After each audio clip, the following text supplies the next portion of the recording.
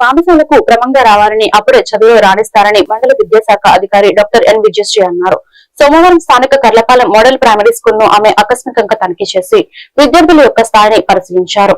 FA3 పరీక్షా పత్రాలను పరిశీలించారు. ఈ సందర్భంగా ఆమె మాట్లాడుతూ ప్రభుత్వ పాఠశాలను బలోపేతం చేయడానికి అందరూ కృషి చేయాలని ఆమె తెలిపారు. ఈ కార్యక్రమంలో ఇన్ఛార్జ్ HM కె విమలమ్మ, ఉపాధ్యాయులు ఎనకొల్లు పోలీస్ స్టాఫ్ వి రాజేష్ తదితరులు పాల్గొన్నారు.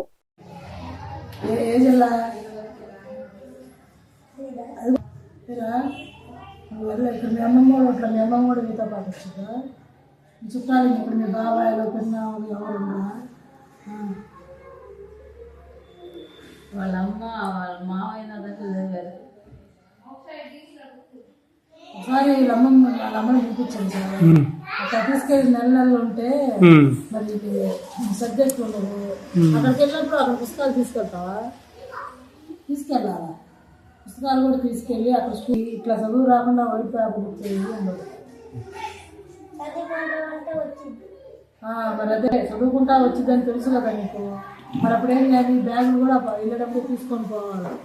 బ్యాగులు కూడా తీసుకెళ్ళి పుస్తకాలను కూడా తీసుకెళ్ళి అక్కడ స్కూల్లో టీచర్స్తో మాట్లాడి ఉన్నాడు అక్కడ చదువుకోవాలి.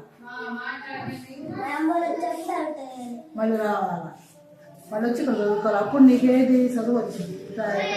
కొత్త పేపర్ లేకుండా ఇల్లు అన్నీ రాశారు కదా. ఏ ఒకటి రెగ్యులర్గా వచ్చేవాళ్ళు చక్కగా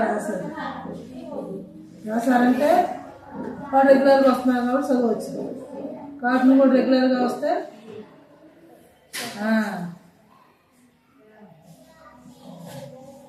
చూడు చక్కగా పిల్లలు చదువుకొని నెల్లు తెలుసుకున్నారు.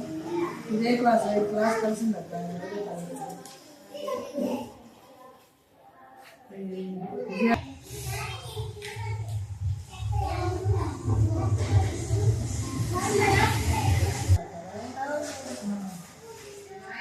చదువు వచ్చింది ఒకసారి తిరిగిపోయింది సార్. అలాగే.